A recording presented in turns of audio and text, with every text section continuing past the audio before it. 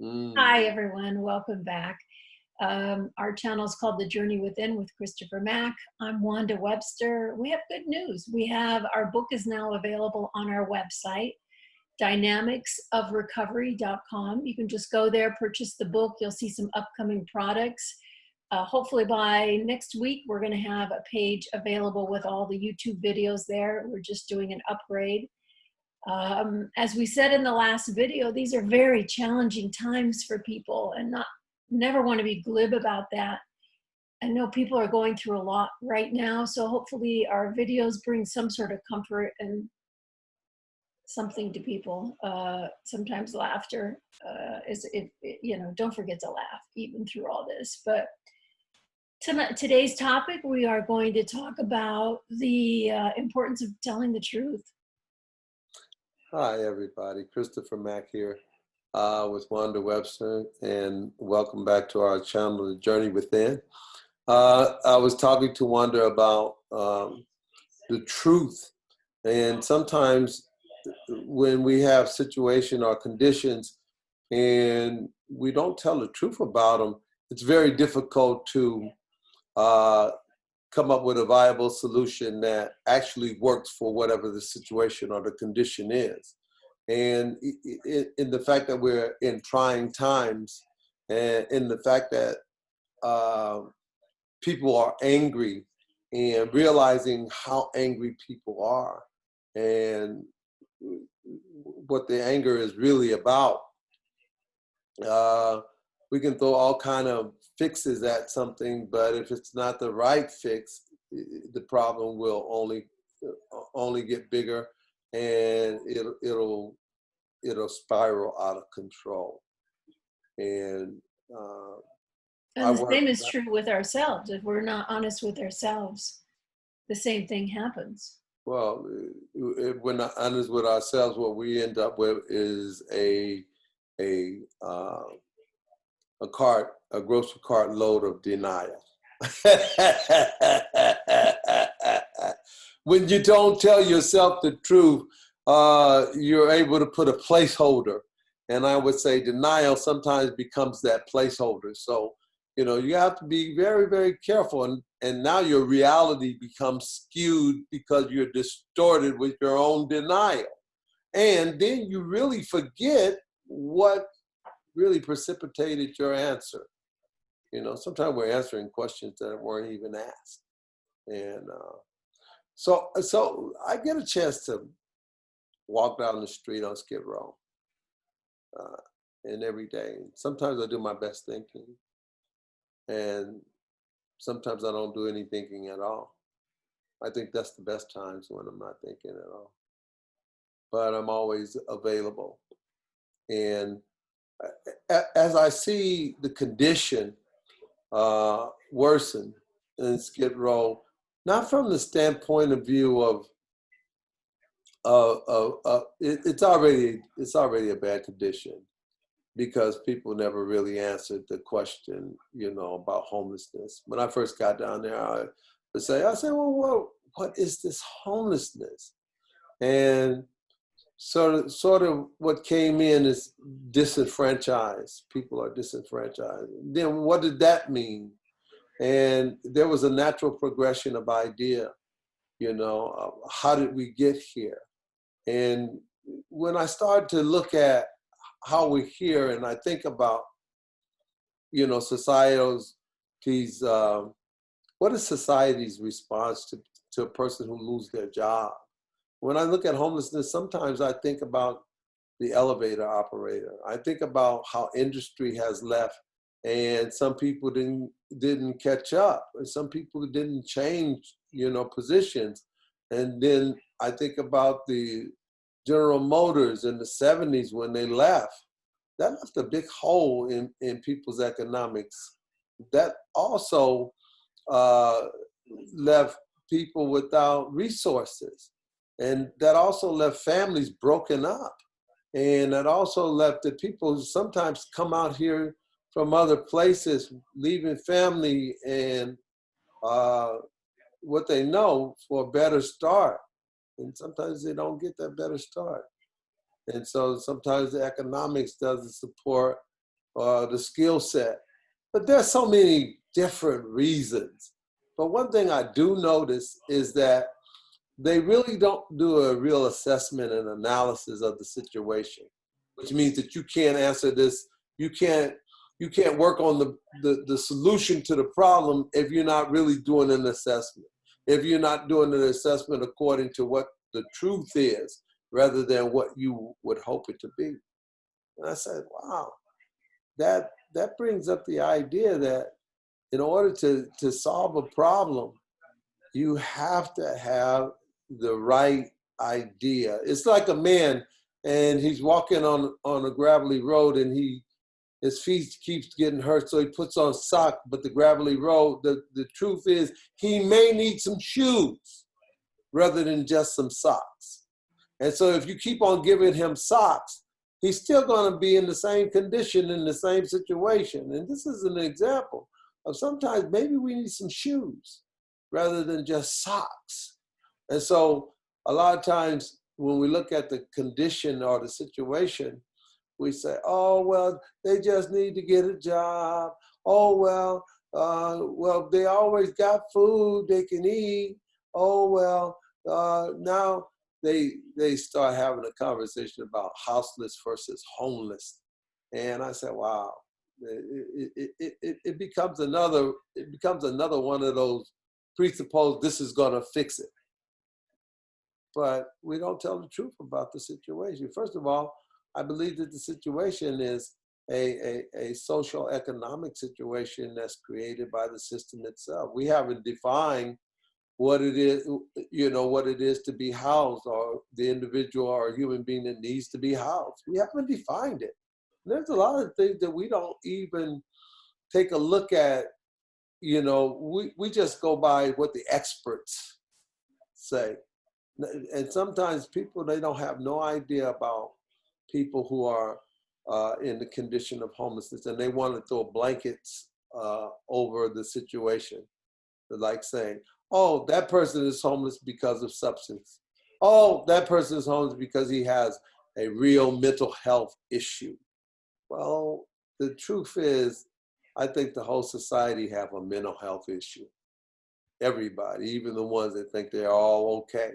We all have, some issues with our own mentality. Some are more severe than others.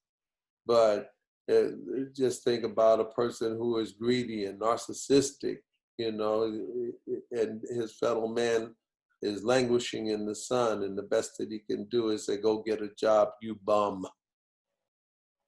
And so this week, we've lost our humanity. We lost the ability to see everybody as our brother, sister, as our family member. We've got a good plane going overhead. Hold up. I hear a aeroplane. So I could barely hear you, but well, aeroplane. Where's our humanity? I heard that. Yeah. Getting back to the idea that I was angry this week, and I think I mentioned it in the last video. And my anger, when I get angry and I don't feel like I want to break anything or destroy anything or hurt anybody, and I realize that I'm just angry and I have this protest coming from inside. Well, I see my anger came from, there was an agency that's supposed to be helping people get off the street. And there's one other dimension to help people get off the street, and they have a tool that they use, and it's called the Coronary Entry System, or the CES. And a lot of times people come up to me and they say, Chris, how can I get housed? And the first thing I have to ask them is, do you have a CES on file? So I went up to the agency that was testing for COVID-19, and I says, well, can you see people who have did a CES but don't know the status? And the guy says, no, we can't see them because we're just doing Operation Room Key, and we're just doing this in the COVID testing. And I became angry right there. I said, wow, here is an opportunity to engage in this condition, in this social situation, an opportunity to engage, and you say to me that it's not a priority. Well, that's how we say, what is the truth here? Isn't whether a man sleeps outside on the concrete or sleep in a place where he's sheltered from the storms of life, and isn't that always a priority? And so when we start to not look at things from some logical position, and we come up with these irrational fixes, and a lot of people blame the homeless for being homeless, and the attitude is shown. The people who are supposed to be helping people, oh, they don't want no housing. Oh, they just want to. But you know what? Have you did an assessment? Have you found out what that person really went through to get to be in this condition or this situation? Have you asked him? No, you just automatically assume that. And then we have the system that has been doing this for the last 35 years, running around talking about, people do this, and people don't want to do that, and people are homeless because they want to be homeless. But nobody saying does it. this are not people on Skid Row, are they? The people with strong opinions are not people that are down there in the trenches.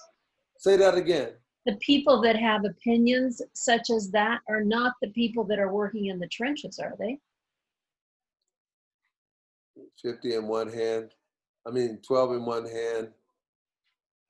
Or is it 6 in one hand, half a dozen in the other, the way you want to say it? You have some people who are actually down there just for the paycheck, and it's okay. It's not.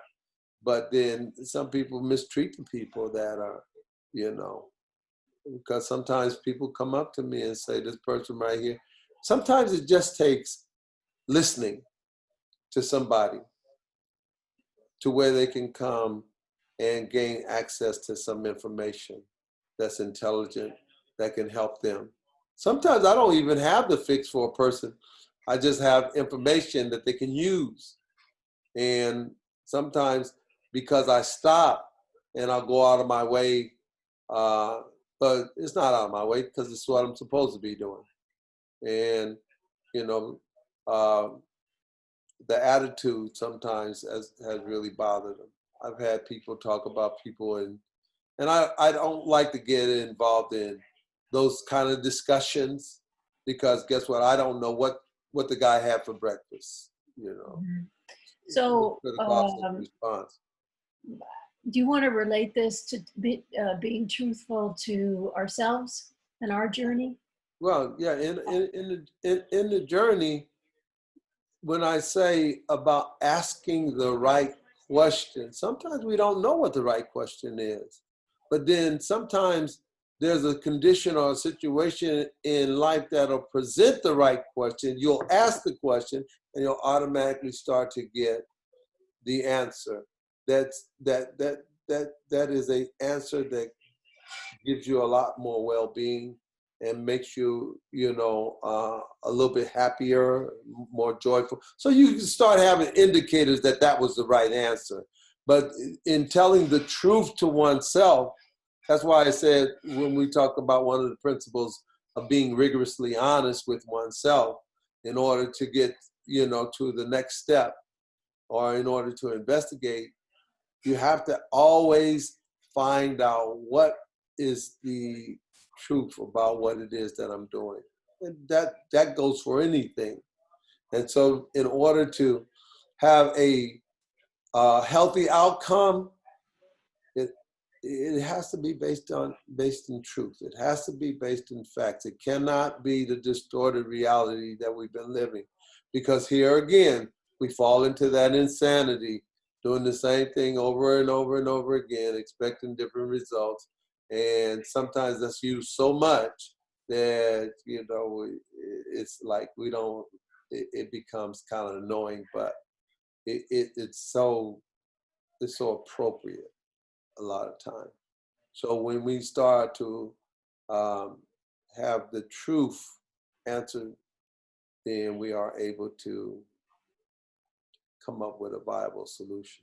Well, there's a sense of freedom in that. It's not just a saying, the truth will set you free. There's a reality within that. Now, the reality is that you do get a chance to say, wow, you get a chance to walk away from it unscathed because you didn't put yourself into this mental twist. You know, you don't have to revisit it. You don't have to do anything to it because it's solved. There's the solution, which means that, and this is why I keep on going back to my experience of the last 18 years of seeing people try to come up with a solution to homelessness, and they don't come up to the solution with homelessness because they don't ask the right question. They don't ask questions that's based upon truth. They have some bureaucratic fix that could be part of the problem, could be why the person's there. So here we are, we're in another position to just watch and see what's going to happen after Operation Room Key is through. What's going to happen to those people that you put into a hotel for these 3 months? Are you going to put them back in the street when this is over with? I don't know. But it would be a contributing factor to why people don't want to participate in the system's approach to their condition. And another thing I was talking about truth has to do with what's going on today with people and the Minneapolis incident, which has been going on for quite some time. And I mean, years, decades, and even maybe centuries. Because we have this discussion about racism, but we also have the action of cognitive dissonance, which says I'm looking for, they say I'm looking for a scapegoat, I'm looking for a way out. So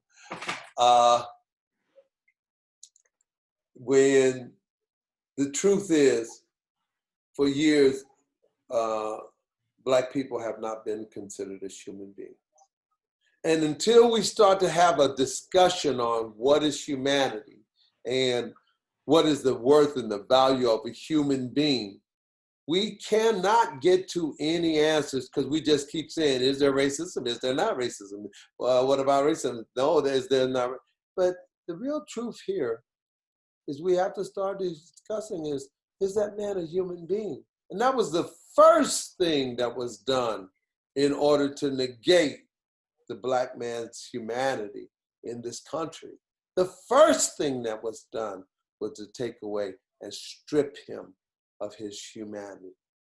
And his humanity has been never a question since it's been stripped. It needs to be acknowledged, not instated or reinstated. It needs to be acknowledged that Black people are human beings and they should never be mistreated in any idea or any situation, you know, because you take away the idea that they are human beings, gives you liberty to be disgustingly sick because here you are, you're hurting yourself, you're hurting human beings, other human beings see this. And I think what happened this week was that we were able to see beyond a shadow of a doubt that we have a serious problem. We as a society have a sickness. I tend to agree. I think this week was a tipping point. For some reason, people are outraged, and rightfully so. Yeah, that's because it was almost that gasp.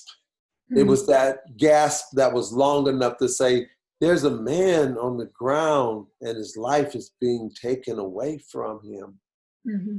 Period. There's a man on the ground, not a black man, not a white man, not a yellow man, not a green man. There's a man on the ground, and we saw it. We saw another man hurt another man. There was always this one thing in the original Planet of the Apes before the one apes started. They said apes don't hurt apes. Mm-hmm. I always think about that. Why can't we be able to say humans don't hurt humans? Yeah, that's true. So uh, I'm a Okay. human being. Anything uplifting to leave people with today? It's I'm been a a, human being. yeah. I'm a human being. I think of Colin Kaepernick's knee, and then I think of the Minnesota policeman's knee. And as a society, what knee do we want? I'd rather have Colin's knee than to have the officer in Minnesota's knee. And we got to start telling ourselves the truth. Here we are. Came back full circle. Colin Kaepernick's knee was the one knee that says, "Look at what you're doing to this man." And this other guy's knee is saying, "We want to eradicate that man." Powerful. So, Thank you. Thank you so thank much. you. It's so nice to see you again.